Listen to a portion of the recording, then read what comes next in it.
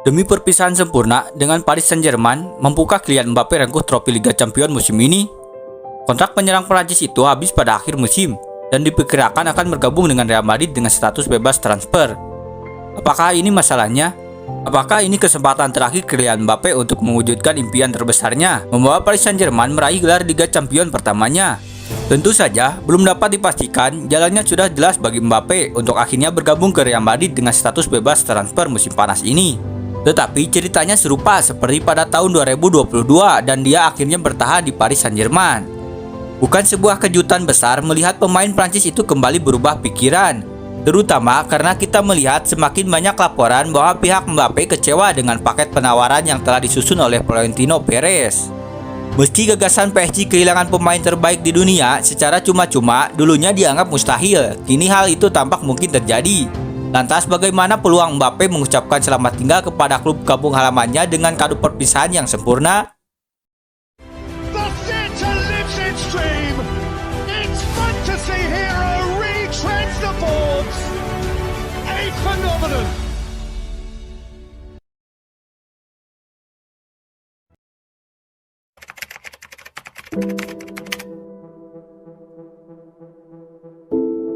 Tak bisa dipungkiri, hasil undian babak 16 besar Liga Champions menguntungkan bagi PSG. Setelah gagal menjadi juara grupnya, Les Parisiens bisa saja menghadapi tim seperti Manchester City atau Real Madrid. Kekalahan hampir tak bisa dihindari. Mereka malah mendapat tim dengan peringkat terbawah yang tersisa di kompetisi, Real Sociedad. Namun pertandingan ini penuh bahaya bagi PSG. Sebagai permulaan, semua tekanan ada pada tim Paris yang terkenal dengan kerapuhan mental mereka.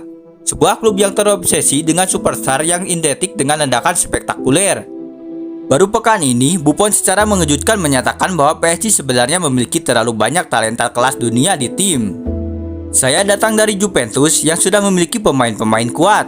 Namun ketika saya tiba di PSG, saya berpikir, Mamma mia, jika kami membawa semua pemain ini dan membawanya ke Turin, kami akan memenangkan Liga Champions 4 kali beruntun.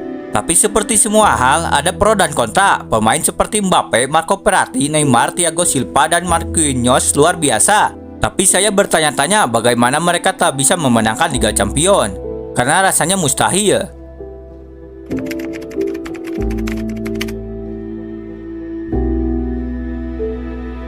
Sangat sedikit yang berubah untuk sementara waktu. Malah beban untuk berusaha membawa pulang si kuping besar semakin berat bagi para pemain PSG. Meskipun, atau mungkin karena dominasi mereka yang terus berlanjut di Liga 1, keberhasilan setiap musim dinilai dari prestasi mereka di Eropa. Dan saat ini PSG sangat berharap untuk tidak tersingkir di babak 16 besar untuk ketiga kalinya secara berturut-turut. Tersingkirnya lebih awal lagi akan menghancurkan harapan klub untuk meyakinkan Mbappe bahwa ia bisa memenangkan Liga Champions di Paris. Dan hal yang mengkhawatirkan bagi PSG dan pendukungnya adalah Sociedad sama sekali tidak akan rugi apapun di sini.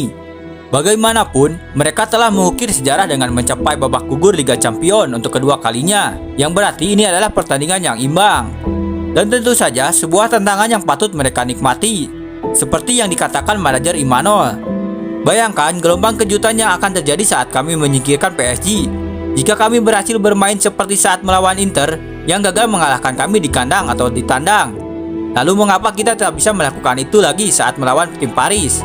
Itu pertanyaan yang valid.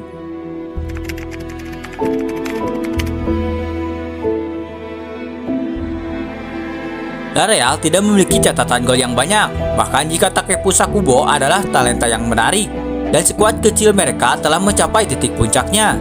Dengan bersaing dengan maksimalkan 3 pemain di lini depan, Sociedad juga lolos ke semifinal Copa del Rey, mengakibatkan mereka merosot ke urutan ke-7 di La Liga setelah hanya meraih 1 kemenangan dari 8 pertandingan terakhir mereka. Namun Alguacil telah membentuk tim yang sangat terlatih dan disiplin serta telah berkembang pesat di kompetisi kontinental. Berkat 2 hasil imbang dengan Inter, dan patut dicatat bahwa La Real mendominasi pertemuan pertama di San Sebastian, tim asal Basque ini akhirnya memuncaki grup yang tidak hanya bersih runner up musim lalu, namun juga Benfica yang merupakan perempat finalis tahun lalu. Yang lebih mengesankan lagi, mereka lolos tanpa kalah 1 pertandingan pun dan kebobolan 2 gol dalam turnamen tersebut.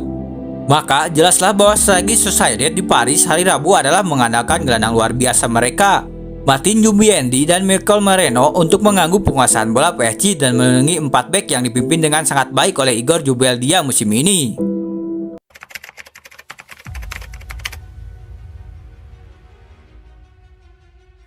Jelas, PSG tidak kekurangan pemain yang mampu menjebol pertahanan lawan.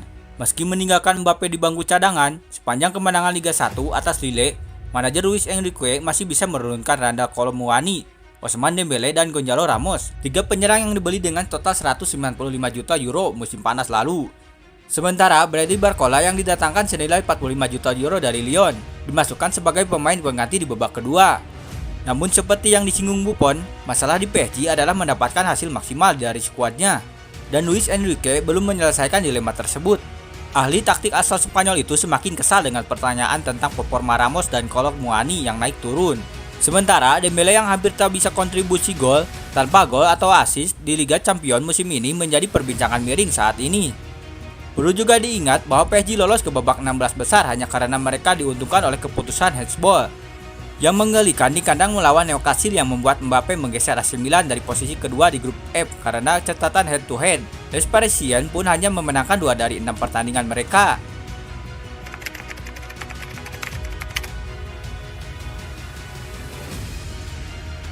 Maka jelas bahwa Mbappe adalah kunci utama harapan kemajuan PSG. Dia telah mencetak lebih banyak gol, menciptakan lebih banyak peluang, menyelesaikan lebih banyak dribble, dan memenangkan lebih banyak duel dibandingkan rekan satu timnya di turnamen pada musim ini. Namun pertanyaannya adalah di mana kepalanya berada. Keinginannya untuk menang tidak dapat disangkal, tetapi keraguannya terletak pada beberapa besar kepercayaannya pada tim PSG ini, dan yang lebih penting pada pelatihnya. Luis Enrique menegaskan keduanya menikmati hubungan kerja yang sempurna, tetapi jelas bahwa mereka memiliki pandangan yang sangat berbeda mengenai pendekatan PSG di tahap akhir pertandingan matchday ke-6 melawan Borussia Dortmund. Mbappe tampak frustasi setelah bermain imbang 1-1 di Signal Iduna Park. Percaya bahwa timnya seharusnya terus berusaha hingga akhir untuk meraih kemenangan yang akan membuat PSG memuncaki grup dengan mengalahkan tim asal Jerman tersebut. Tapi manajernya kemudian berpendapat bahwa menjamin lolos dengan bermain imbang yang saling menguntungkan adalah permainan yang cerdas.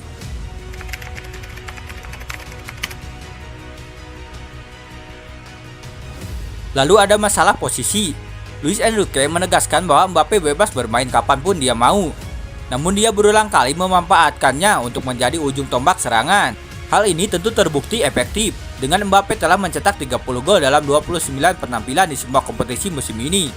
Tetapi pemenang Piala Dunia itu tidak pernah menyembunyikan referensinya untuk bermain melebar.